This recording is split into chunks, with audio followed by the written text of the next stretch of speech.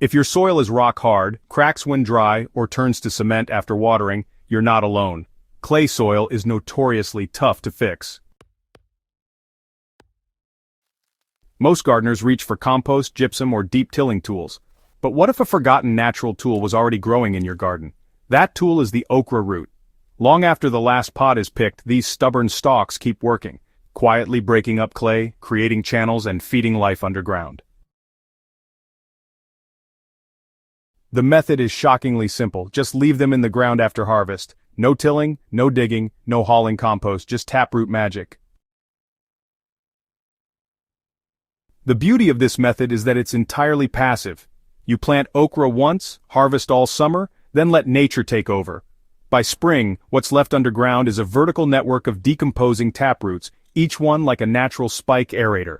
Water can flow, worms can burrow, and microbial life can thrive. And once you understand what's really happening under the surface, you'll never pull another okra stalk out again. Okra may look like a lightweight crop, but beneath its tall stems lies a surprisingly deep, fibrous taproot. Unlike shallow-rooted vegetables, okra drills down into compacted clay, hunting for moisture. This action alone begins the loosening process. But the real transformation happens after the plant dies. When you leave okra roots in place to decompose, they begin to rot in vertical columns, forming organic shafts that mimic the function of soil channels made by earthworms. As those roots break down, fungi move in to colonize the carbon-rich tunnels.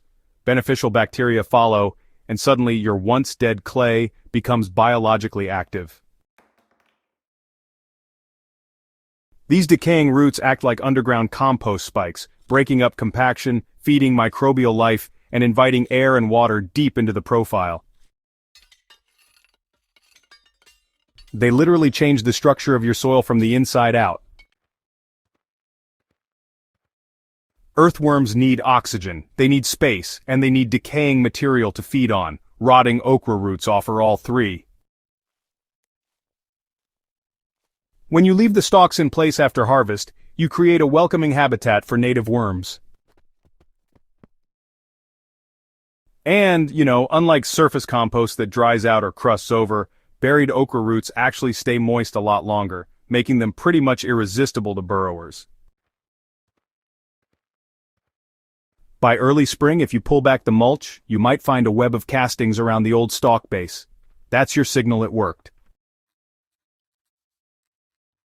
Even in compacted beds, these root decay zones can act like permanent worm highways, delivering life into otherwise dead soil without needing trench composting or top dressings. Clay soil isn't dead, it's just kind of locked up. What it really needs isn't more amendments, but, biological tools that can open it up and let nature take over. And that's exactly what the okra root method does. As those roots decompose, they don't just add carbon, they actually change the physical layout of the soil itself.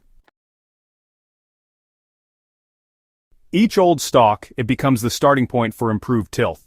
Fungal hyphae start spreading outward from the root cavity, and microbes, they cluster right there in the rhizosphere. As organic matter increases, the soil begins forming stable aggregates. Those soft, airy clumps gardeners call crumb structure.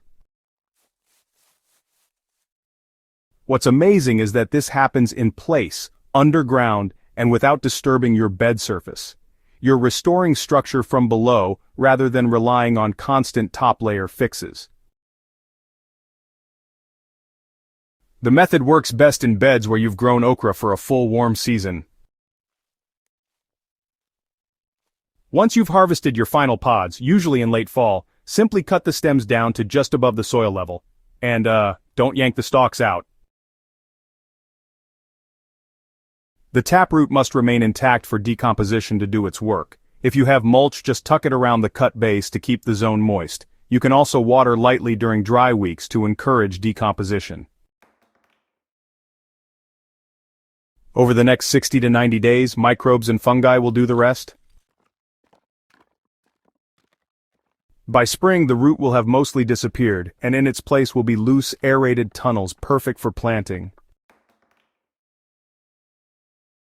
This method pairs beautifully with crops that dislike compacted soil, like carrots, peppers, or tomatoes.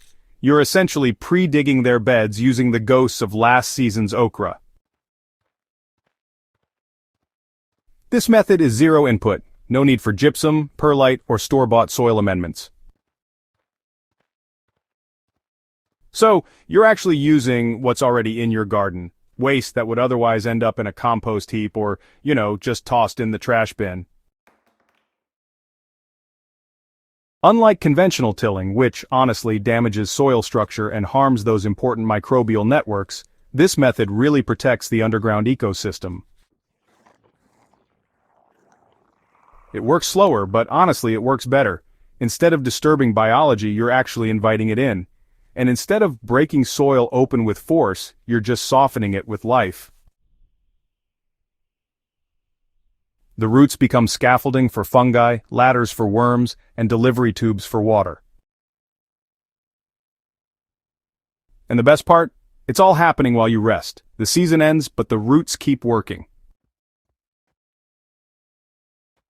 It's easy to overlook what's beneath our feet. Old stalks seem useless. But in regenerative gardening, what we leave behind often matters more than what we add. Okra roots are a powerful, free tool to recondition clay soils, not by adding something new, but by giving nature time to finish what it started. So, the next time you harvest okra, don't pull the stalks, just let the roots rot, let them bore holes, let them feed worms and fungi. In a few months, you'll find that your clay bed has loosened up. Plants are rooting deeper and water isn't pooling or running off like before. All thanks to a plant that didn't stop helping when the pods were gone. If you found this method as eye-opening as we did, go ahead and hit that subscribe button and share this with your fellow gardeners.